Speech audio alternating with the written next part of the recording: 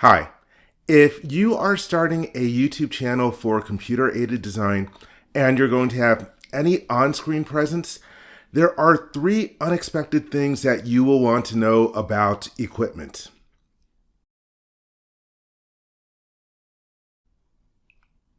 Number 1, buying equipment is addictive. There's always more equipment and better equipment that you can get. You will start off with the basics like cameras, microphones, lights, tripods, stands, and so on. And then at some point you might move up to more advanced equipment, like having a teleprompter or having a monitor or a mixer. And then there are all the different accessories that you're going to need, like your cables, the different adapters for connectors, batteries, and chargers for those batteries.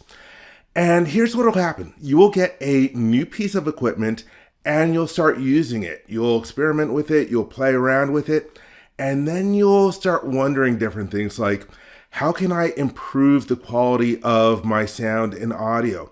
Or how can I get a certain kind of effect that I've seen in other videos? Maybe something like bokeh. You'll find out what that is. Or maybe you'll wonder about adding additional functionality to your actual production. Well, then you're going to do some research, and that research is going to lead you to a different kind of equipment that you can buy. Oh yeah, in addition to all of that equipment that I mentioned, there's also software.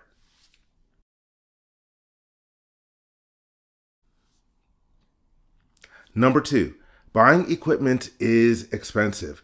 There are certain hobbies like music and golf where there's no upper limit to how much you can spend on equipment. The same thing applies to photography and videography. And especially if you start getting into better cameras, well, you will find out that you can spend as much on your lenses or more than you did on the actual body of the camera itself. The bottom line is, equipment adds up.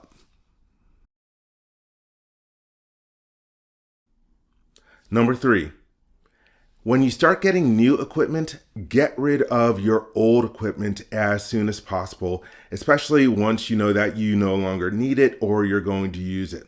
What happens is that old equipment ends up taking up space and making clutter. You will get to the point where you would rather give something away or sell it for a fraction of its value rather than hold on to it. Another thing that happens, you will forget some of the equipment that you own.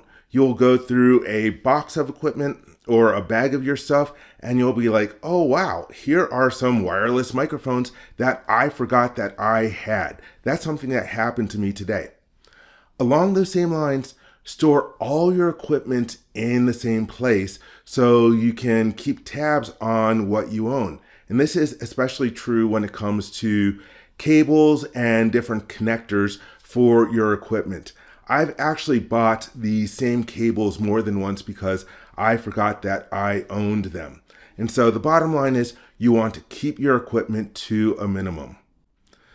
So there you have it. Those are 3 unexpected things about equipment if you are going to create a YouTube channel for computer-aided design and you plan on being on camera. Thank you very much.